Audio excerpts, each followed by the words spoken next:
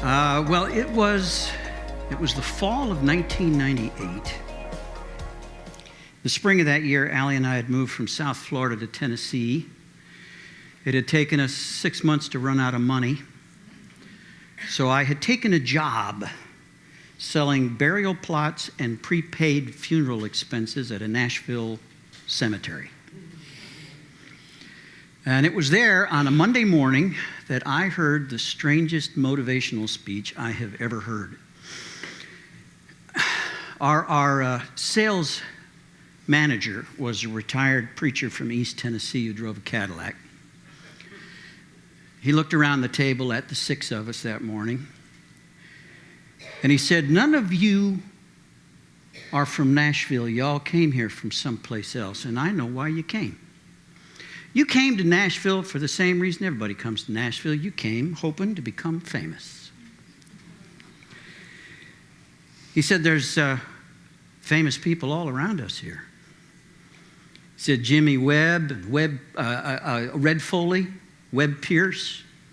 Those names may not mean anything to you, but at one time they owned this town. They're buried here.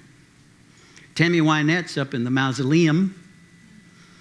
And he said, "You know who's up in that grave up on the hill? Marty Robbins. In his day, he was bigger than Elvis. Do you know who visits his grave these days? Nobody. And unless you're Elvis, and none of you are Elvis, nobody's going to visit your grave either. Maybe your kids, but once they're gone, you'll be forgotten. So let's forget about getting famous today and go out there and sell some funerals."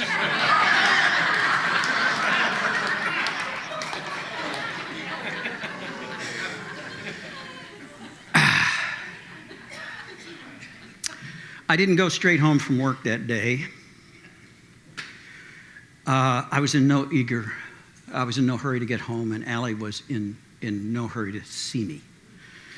It hadn't been that long since she had learned that the man she thought she'd married was not the man she thought she'd married. She was still trying to come to terms with the fact that I had been able to fool her so well for so long. So I went to a 12-step meeting for sex addicts. On that catastrophic night when she caught me, I was for the first time ever willing to go for help. I did not go to the church. We were fairly new to the church, and but I'd grown up in church, and I knew what would happen if I brought that to the church.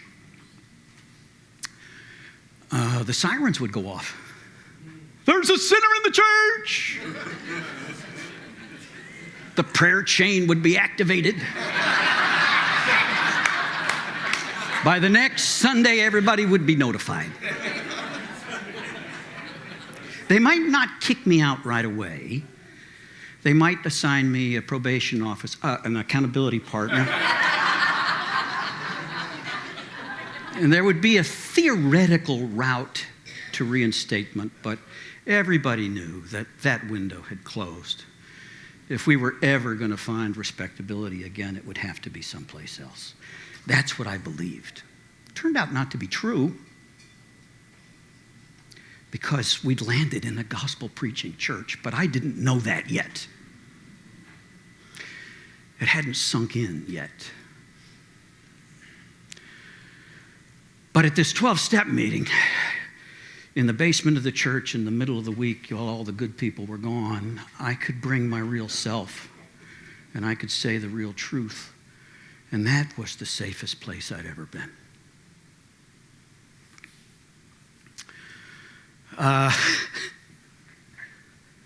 My first sponsor was a guy I'd first seen in church. And after the meeting, he had said, "If you want, I'll walk with you a while." And he meant it literally. We went for walks every day. And I do that to this day. The way I keep what little freedom I have is by giving it away. And the way I give it away is I walk for at least an hour with a guy every day. So I got a Monday guy, a Tuesday guy, a Wednesday guy, a Thursday guy, a Friday. Some days I have 2 guys. Now, now that Allie and I travel a fair amount, and we actually have moved in the last few years from Franklin, Tennessee, farther out into the country, a little town called Mount Pleasant. I'm not always walking physically with the guy. We learned during COVID that we really didn't have to do that. We could talk on the phone. So he's walking and I'm walking. I walked yesterday morning with a guy in Berlin. But there's something about walking. I don't know what it is. You know, Jesus walked everywhere with his disciples. Walked and talked. I suspect it might have something to do with the bilateral stimulation. Things seem to come together while I'm walking. A lot more than just sitting there staring at somebody. In fact, my favorite retreat that we do every year is a walking retreat in England.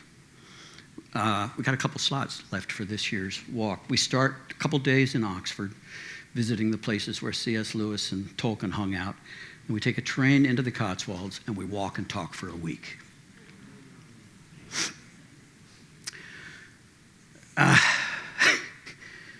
Sometime last year, I guess I was in Pittsburgh, early morning, on the phone, walking and talking.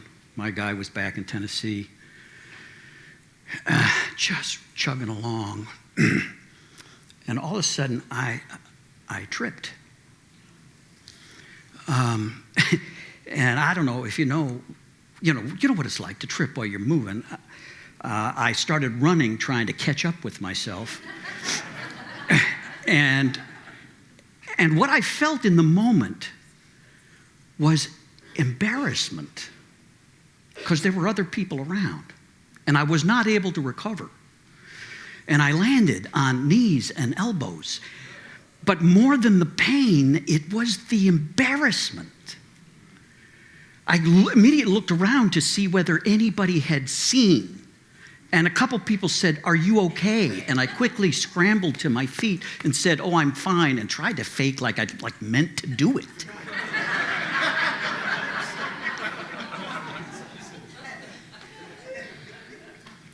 A few years ago, I taught a Sunday school class, kind of a Christian walk through the 12 steps. I called it Walking Lessons for Christians Who Sometimes Fall Down. It's available now as a podcast, by the way. I do think that is a wonderful metaphor for life and for recovery.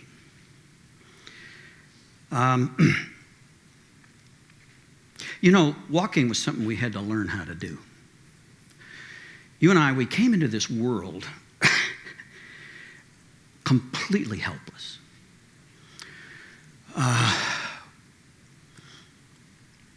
We actually had a learning process, a learning system that had begun to operate. But it was what the medical field now calls the implicit learning system. Our brain was only partially developed. It wouldn't fully develop until we were 25, or some of us 45. So we came out into the world, and we were clueless. We didn't know how to operate this body. It took a couple weeks before we stopped hitting ourselves in the face, right? We couldn't feed ourselves. We couldn't care for ourselves. We couldn't even roll over. We were completely dependent upon the kindness of strangers for our very survival. It became very clear to us early on that we needed to keep these giants happy. And so we began to learn long before that cerebral cortex was formed, long before we could put words around it, long before we could think rationally about it. Very much on a limbic level, we began to learn what induces them to feed us, what makes them happy, what brings soothing sounds. And then we tried to extract from them all we had no information about the world. Where do we fit in the world? How important are we? Do they respond when we cry? When we laugh, do they laugh? If I cry, what happens? Do I get soothed or do I get spanked?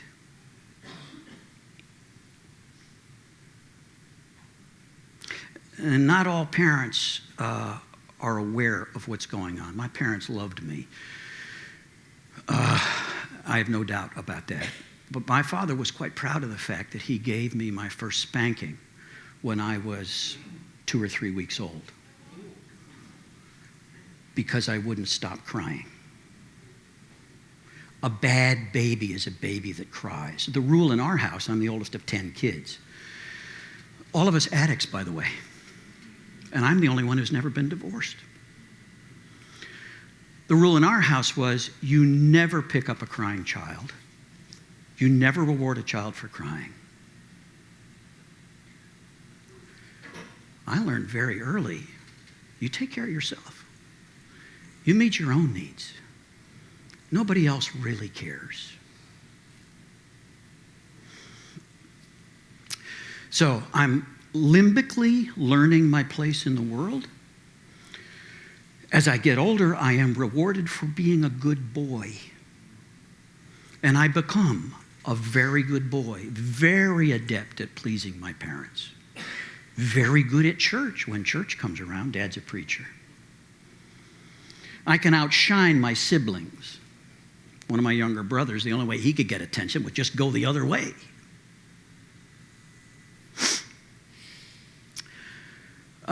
But back it up. And you were like this. At first, you could just lie there. But eventually, you start to operate these appendages, and then one day, you actually roll over, which is a milestone. Now, it panics your parents a little bit, because now they know they can't just leave you on a bed anymore. All right? And then you find a way to get up on hands and knees, and you rock a little bit, and there's a little creeping. And maybe one day you pull yourself up onto something. And now you're cruising a little bit. And then one day, one miraculous day, you let go and you stand there. And then you fall down.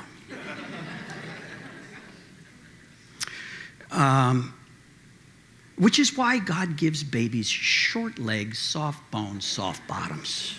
Because he knows you don't get a longer leg until you can fall down without injuring yourself. Now, what you're learning to do at that stage is you're learning balance. As I'm sure you probably already know, the primary organ for balance is found in the inner ear. This nautilus-shaped thing filled with a viscous fluid, and into the fluid are these tiny little neurons, these tentacles that are wired directly into the cerebellum. Instantaneous communication, so that whenever you move, it's registered in the brain. Now, here's the thing. Your brain is not only monitoring your movement, it's also recording your movement, remembering it. All of that's going into a database. And it is running an algorithm. It's thinking ahead. Your brain is trying to anticipate what you're going to do next so that it can proactively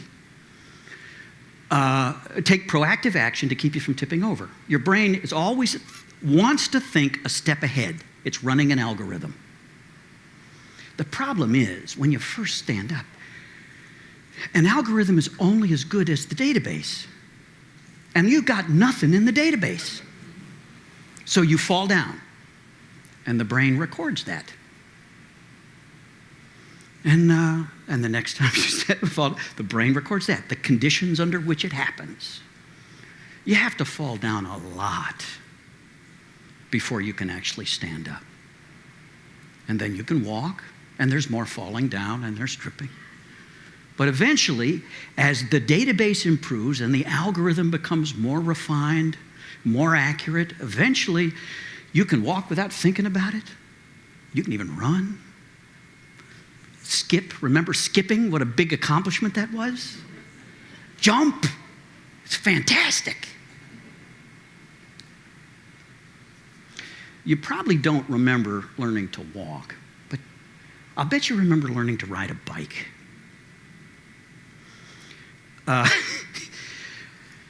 I remember my first bike. It had 12-inch wheels, solid rubber tires. It was red, chrome fenders, and training wheels. My dad brought it home from work one day, put it in the driveway. And I rode that bike up and down the driveway for I don't know how long, quite a while, and then down the sidewalk. This was back in the day when I could actually drive down the block and back out of sight of the house and back on the training wheels, leaning heavily on the training wheels. And then one day when he came home from work, Dad said, "You're too old for the training wheels." And he took them off.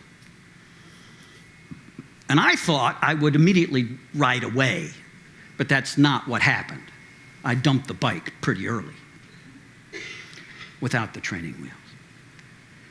Because here's the problem. Up until then, my brain had solved this algorithm for balance. I knew how to stay upright when I was walking. The problem is now, for the first time, without any external support, there was a hinge between me and the ground that wasn't there before. So that when I started to tip over, I automatically leaned the wrong way. And so I crashed. It took a while, but eventually I learned that when I'm on a bike, the rules are different and I have to lean the other way. But it took a few accidents for that to happen. Eventually I became pretty proficient at that bike. But I didn't get another bike for a very long time. We were poor. I desperately wanted, my classmates had bikes, and they had cool bikes. This was back in the 60s. It was a long time ago. They had cool bikes with 12-inch wheels and banana seats and high-rise handlebars. And they could pull wheelies. They could do tricks. I wanted a bike so bad. Age of 12, I got a paper route. My main motivation in getting a paper route, if you have a paper route, you need a bike. And Dad said, "You get the paper route, I'll get you a bike." And he did. He went by himself to the store, and he came back with the bike he would have wanted when he was 12 years old. This thing was a Lincoln Continental of a bike. 28-inch wheels. It was huge. It had a center console. It had fenders. This padded grandma seat. It had a bell and sirens and streamers on the handlebars. It was embarrassing, this bike. And he also outfitted it with 2 wire baskets, one on either side, mounted slightly behind the rear wheels, where I could put the papers.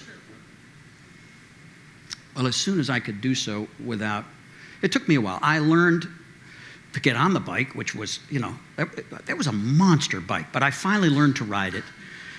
I did my very best. I really wanted to pull a wheelie.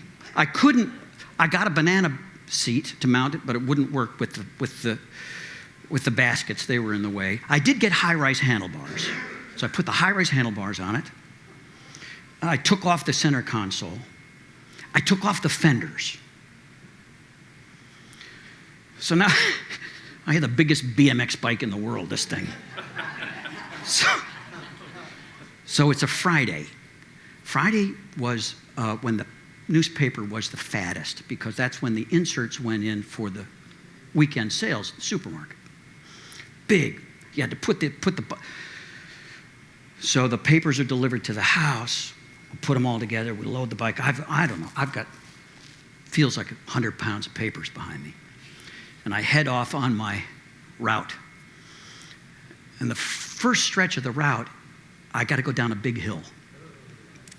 And halfway down the hill is a little bump where they've done a repair.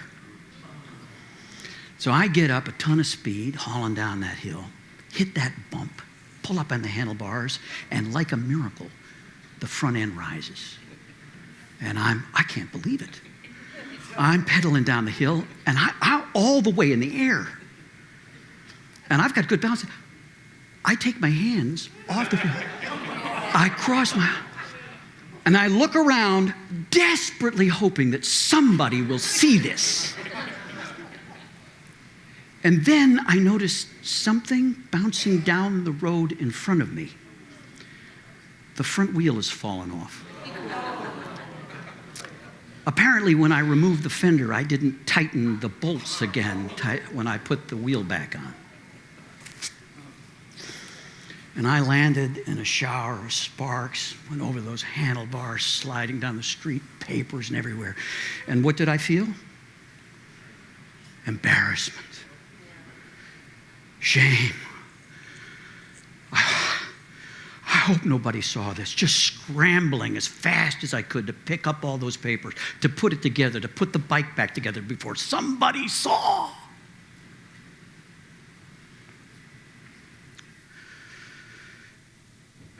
I relapsed like a champ my first 3 years in recovery. Not coincidentally, it was 3 years from discovering my porn use before my wife, before I finally disclosed the prostitutes. But I did, those first few weeks in recovery in that room, I experienced what the drunks call the pink cloud. This period where the obsession is lifted and everything is clear and the sun is shining and Allie's having the worst time of her life. And to me, it's like, well, are you kidding? We're out of it. We're through. I'm free. I'm fixed. It's fantastic. And who needs the 12 steps? I'm through the door. I had a sponsor then, and he did want me to call and check in with him every day. And I would rehearse that call, you know. I had no intention at that point of joining. I was going to this group, but I didn't want to join the group. I was there for research purposes. At that point, I really thought that I had an information problem. I had spent years begging God for a private solution to my private problem. I'd spent years looking for the final piece of the puzzle, the key insight, the perfect ritual, the devotional discipline, the one thing that would make it possible for me finally to overcome this compulsion on my own. And I was hopeful that I had finally found the people who had the secret information. My goal was to set the land speed record for recovery. I'm a smart guy.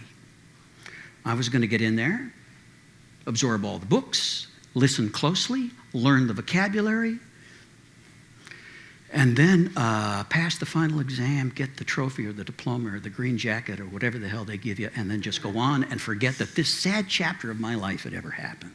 That's what I wanted to do. And then I had this slip. It just came out of nowhere. Just boom, I'm face first into the internet. Not back to hookers, thank God, but I'm right into hardcore porn.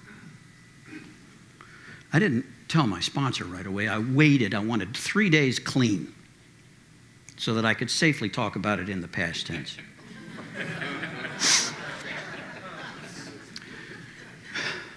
So, you know, when that day came, I rehearsed my call, called him, gave him the spiel, and then casually at the end and said, by the way, I did have a slip last Tuesday, but I'm fine. I learned, and it's good. And then I braced for the punch.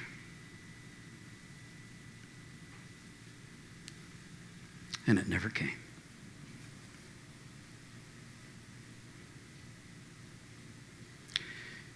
And he said, yeah, I'm sorry.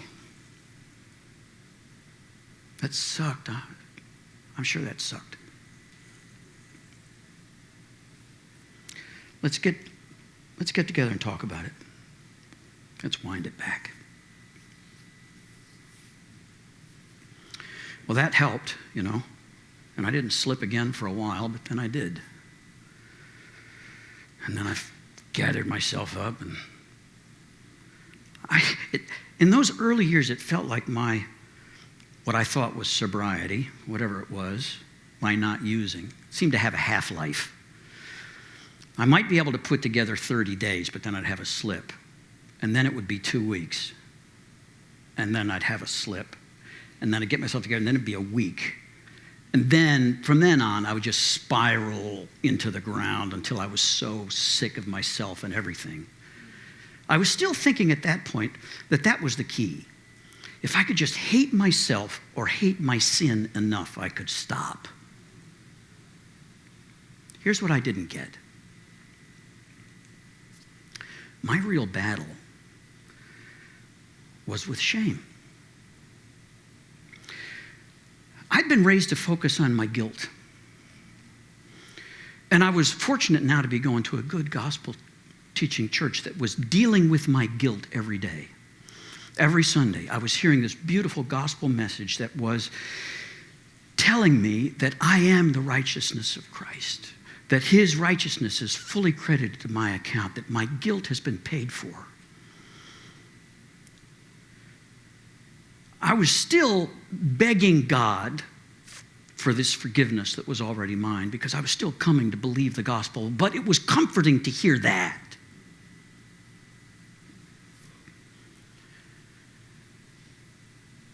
Did you know that in the Bible, shame is a bigger issue than guilt? Check your concordance. For every one mention of guilt in the Bible, there are 3 mentions of shame.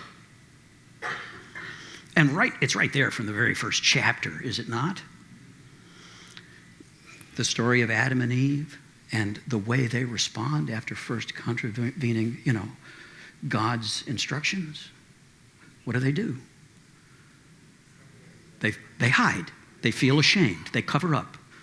These two who've been naked as jaybirds, not a secret between them, going for a walk with God in the garden every day, just not hiding anything. Suddenly this impulse, shame is rooted in fear. Fear that if you see how bad I have messed up, you will reject me. And so shame hides. It's what it does. Whether it's making these poor people, they had no idea what clothes were. Their best attempt, those fig leaves, pretty pathetic. But they had to cover up from each other.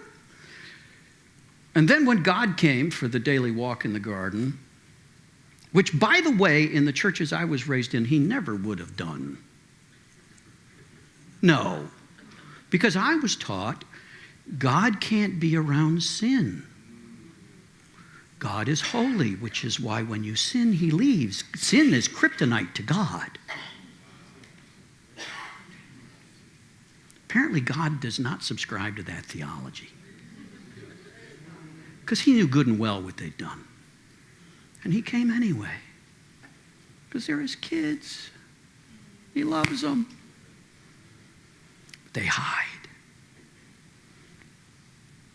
This is the powerful message of the cross. At Easter, we tend to focus on that bloody, painful death. That excruciating experience that Christ voluntarily put himself through, shedding his blood as an expiation for our guilt. We see that, and we talk about it at times in gory detail, but we really miss how bad the cross was. Because that was a shame-based society. The truth is, in the crucifixion, the shame was greater than the pain. Jesus didn't just choose a painful, bloody death as an expiation for our guilt. He chose the most shameful death available, to be stripped naked, beaten, paraded through the city naked, and then taken to a hill where he's hoisted high into the air, spread eagle, naked, facing the city because he was dying for our shame. The message is clear. You don't have to hide anymore.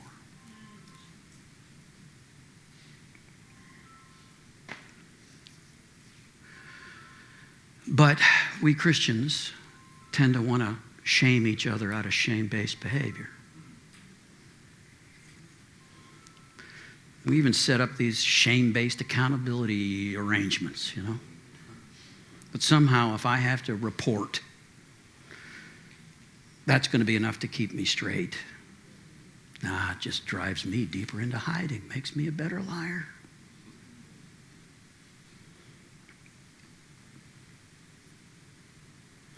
As I told the guys in the morning session, it was a while before I told Allie about the hookers. And it was for the best of intentions, and I even had some, in the beginning, I had some counsel to go that way, not to just blindside my wife with a huge confession she wasn't expecting and just obliterate her and demolish our marriage. But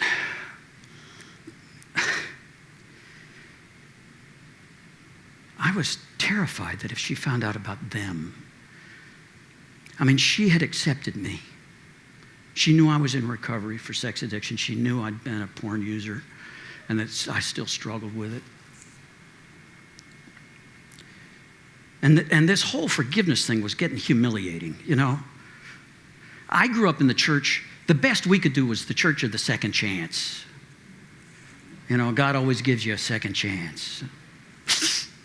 I was long past the second chance. It was annoying. It was humiliating to have to accept this forgiveness. I wanted to earn it.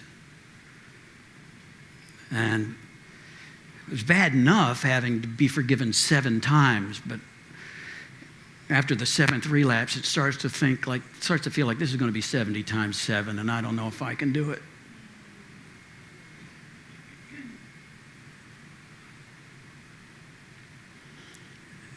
And then mercifully, Allie had gone to see a therapist. Allie was still dealing with some depression.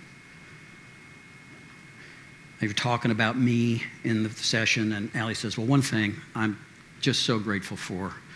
I know Nate has his challenges with porn, and that hurts, but it's just so good knowing he would never, ever cheat on me. And the therapist said, really?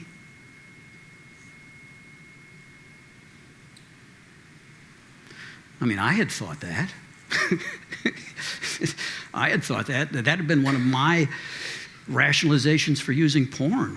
Early in my marriage, I told myself that's my best defense against infidelity. Not burdening my wife with my sexual needs. I'm actually being pretty noble here.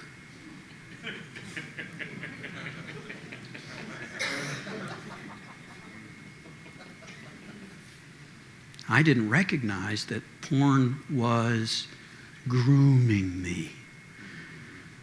I was learning limbically. It was like I was on a flight simulator before I'd ever left the ground. And on the day when the opportunity presented itself, ironically on a Christmas Eve, as I'm on my way to lead a candlelight service, and I pull over to offer a woman a ride out of the rain, not knowing what she's up to until she's in the car and propositioning me. And at that point, all the programming kicked in. It was automatic. Automatic. There was no longer a person in the car.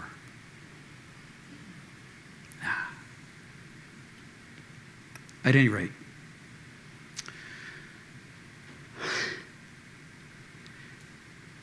so that night, as I told the guys, it was right about as I was about to fall asleep. Ladies, your timing is impeccable. Allie said, by the way, have you ever cheated on me since we've been married? And at that moment, my heart stopped. Because I'd told probably 50 guys, and I'd told our kids, but I hadn't told her. And I wanted to tell her, but I was terrified. And the fact that it had been so long without me telling her, and I had led her to believe that she was safe there. that delayed yes, which I got good advice not to tell her right cold out of the gate. Today, as I told the guys this morning, thank God there's a growing number of well-trained Christian therapists who can help couples in disclosure. There wasn't any help 25 years ago.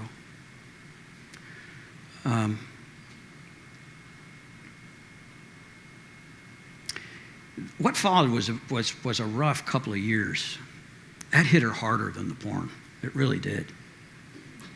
I slept in a closet for a couple of years.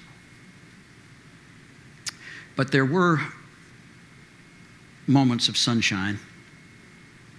I really loved Steve Brown this morning, but he did say one thing that was, to my ears, completely blasphemous.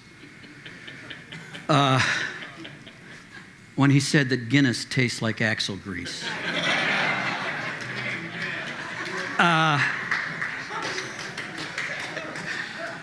Because I love Guinness. And I don't know if you've ever read Steve Mansfield's book, God and Guinness, but Arthur Guinness, I don't know if you know this, but here's a good justification. Arthur Guinness, who of course founded the famous brewery, was a Christian, and among his many good works, actually sent Hudson Taylor to China. He was the major funder behind the China Inland Mission, which might have something to do with a few million Christians today. So, at any rate, in those years when things were tense at the house, Allie and I could go down to the pub and we could have a couple of beers and play cards. Two mortal sins in my upbringing, by the way, drinking and cards.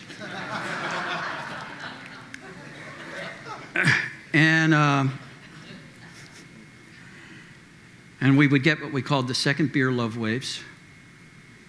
We could talk. We could make it to the next day. So I love beer. I do.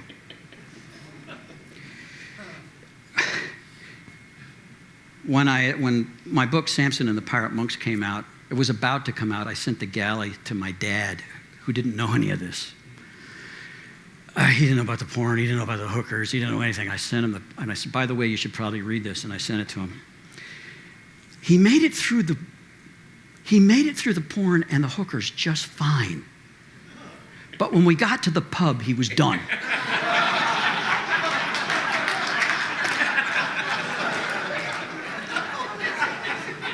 He could not handle it.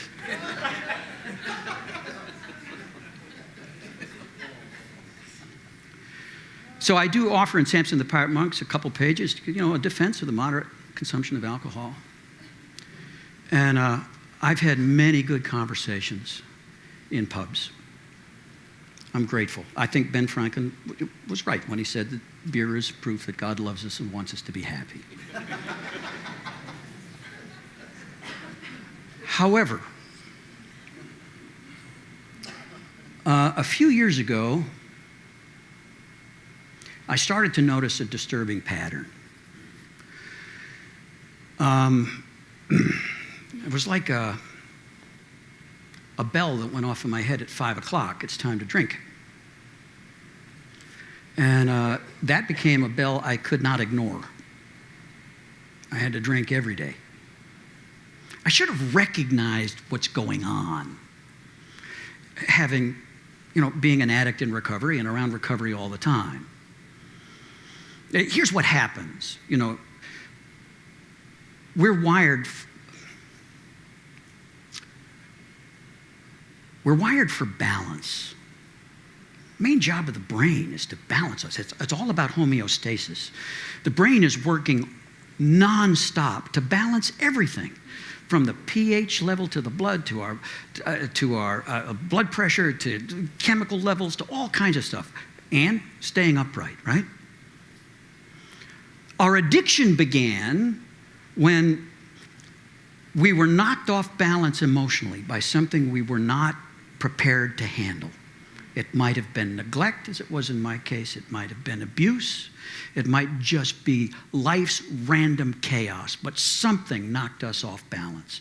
And we found a way to steady ourselves. That became the way we regained our balance, and we learned to walk with the assistance of that thing, right? Now, here's the crazy thing. When we introduce, this is especially true of chemicals, but I'm finding it's also true of processes. But the heroin addicts know this very well. Intravenous drug users. You talk to one, they'll say, they have never, ever been able to recapture the first high. And there's a reason for that. The first time that chemical is introduced, it takes the brain completely by surprise, and it pegs the meter. And your brain goes, that's dangerous. We're going to go into mania. We can't stay in that state. And so the brain and the gut, by the way, I don't know if you know this, but the nervous system extends. I used to think it was just in the head, and it's all just from the brain down. No, the nervous system runs through the entire body. Learning runs through the entire body. Back when we were infants, learning how to operate the body, our bodies, we were learning limbically. The brain, we actually have two separate learning systems. They're called the implicit learning system and the explicit learning system. The explicit learning system doesn't come online until we have language. Explicit learning is a learning about anything you can put words to. It's learning information. Learning to speak. Okay, that's explicit learning. Implicit learning doesn't require language, and it's the acquisition of skills. So we have implicit memory and explicit memory. My explicit memory is fading. My implicit memory is still here. It's been there since infancy, right? Okay. These two systems, by the way, are completely independent. They can cooperate, but they can also interfere with each other. It is possible to overthink something. I remember my first sponsor saying, Nate, you can't be too dumb to get this, but you can be too smart. He said, you're trying to think your way to right acting. I want to show you how to act your way to right thinking. So this memory is distributed throughout the body. It's in the muscles. Muscle memory is a real thing. Did you know that serotonin, the pleasure chemical, is manufactured in the gut? There's a virtual superhighway of sensory communication between the gut and the brain. Gut sense is a real thing. All right, so you take that first hit, it pegs the meter, the body goes, whew. We can't be taken by surprise a second time. And it administers a counter-chemical that brings you down. The high doesn't last, you always come off it, right? Now, the next time you use, your body's ready. And you can't quite get there until or unless you increase the dose or go to something harder. The intravenous drug users call this chasing the dragon. You can never get back there. And because your brain is always thinking a step ahead, and it's a pattern maker, it's looking for clues. It's looking limbically for cues in ways far below conscious thought. It's looking for clues to what you're most likely to do next. And when it detects a pattern that says, you know what, in this situation he's about to use, it will administer the counter-chemical early, proactively to protect you. So now, you got to use to get up to normal. I'd been there with porn, and now it started to look like I was getting there with alcohol. So I started to buy books on how to quit drinking. There's some good books. I got some good information. I quit several times. Allie and I quit once. We did dry January. Allie's my best drinking buddy, right?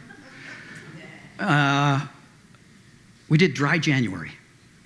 And I remember it's the 28th of January. We're at a restaurant. The waiter comes around, asks what we want. And I looked at Allie and I said, you know what? we agreed to quit for the month. And 28 days is a lunar month.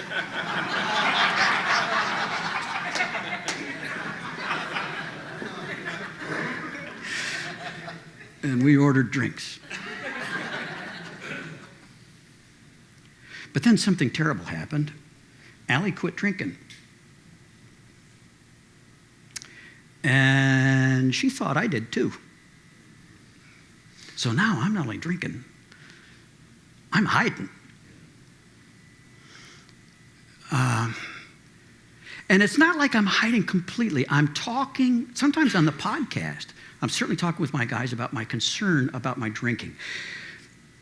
But do you know it's possible to be semi-transparent? To talk vague. So I'm pulling the punches. I'm not giving an honest account to myself or to anybody else as to really what I'm doing. And the truth is, I'm no longer a 2-beer a guy day or even a 3-beer. It's a rare day when I only have 3. And if I'm on vacation, if I come down to Florida, I'm not waiting until 5 o'clock. And since I don't want to scare Allie, I'm hiding it. I'm going for an awful lot of walks. I'm drinking seltzers because you can't, or even vodka. Can't smell it on your breath so much. I'm hiding it in the car. Back at home, we have 3 convenience stores in the town where you can buy a single can. And I would rotate so that no store would see me twice in one day. Like they're monitoring me.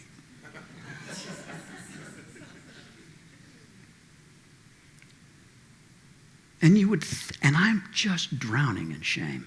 I'm feeling like such a frickin' fraud. Because here I am, I'm this recovery expert guy.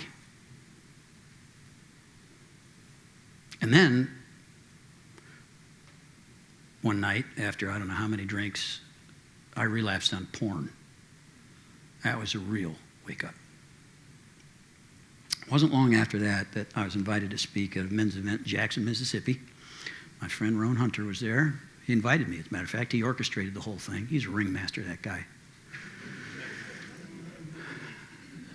So we did an event, I think it might have been on a Thursday night, and there was a couple hundred guys there. It was a big event, and I had a drink before I went in, and then I did the Nate Larkin show. And then he'd invited me to spend the weekend with him and some other guys. He and his buddy Phil do this crazy thing they call deer camp. And they go out in the Mississippi woods into a very rustic camp and around a fire, tell the truth. Ron and his buddy Phil are both therapists, but they're very cagey therapists. And I got to go, and I wasn't there leading. Usually when I go to an event like that, I'm a leader. I was just one of the guys. I was one of the 12 inductees. And there were 30, 40 guys who'd come to previous deer camps who came to support, and they were hanging around. And we all got a chance to tell a little bit about our story. And I could tell some of the other guys it was brand new, they'd never. And I'd been a professional storyteller. But I'd just been leaving some things out lately.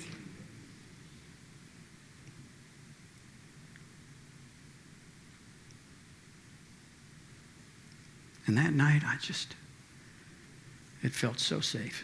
And I was so tired. I just dumped the truck. I just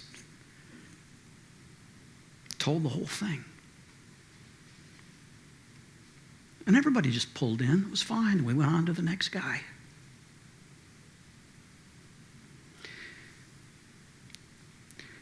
That's when, I haven't had a drink since. That was April 17th. I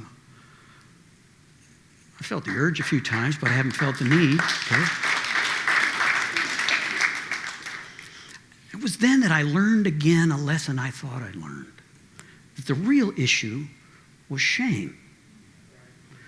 I was hiding. And here's the thing about shame. You can't think your way out of shame. You can't believe your way out of shame. You have to walk your way out of shame. You have to allow yourself to be fallen and seen. Shame says, if they see me, they'll leave me. The only antidote is to let them see you. Let him see you. Let them see you. Only do it in a place that's safe to be seen. I'm not telling you to go out there and the average church and dump your truck. But there are safe places, and this is one of them.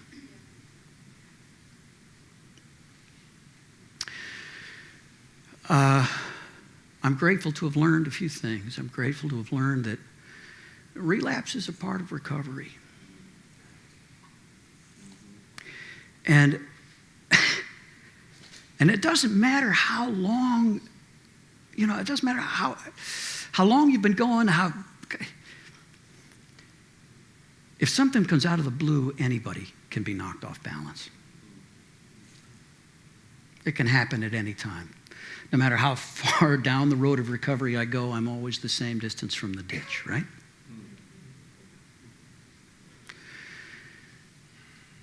I still I think about that crazy motivational speech in Nashville. And the reason it bugs me is that the guy was right. I had moved to Nashville hoping to be famous. I actually had some songs in my back pocket that I was hoping to play for somebody someday.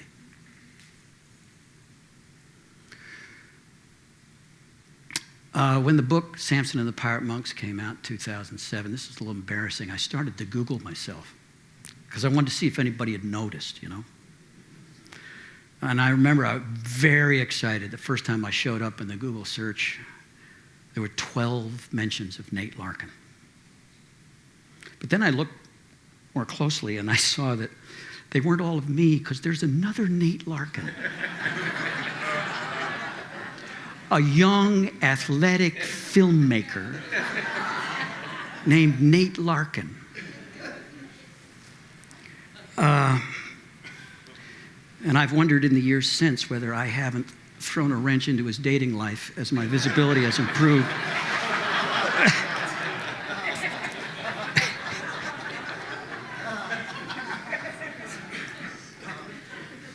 For half a second, I worried about a mix-up in heaven.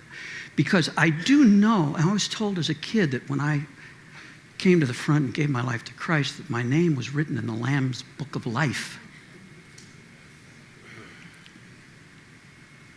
But I now know that Nate Larkin is not listed in the Lamb's Book of Life. Because that's not my real name. That's the name my parents gave me when they were telling me who I am, what I'm like, and what the world's like, and what I'm worth, and how everything works. But I have another name. The Father who made me from before the foundation of the world, he has my name. I don't know what it is, but I'll recognize it when I hear it.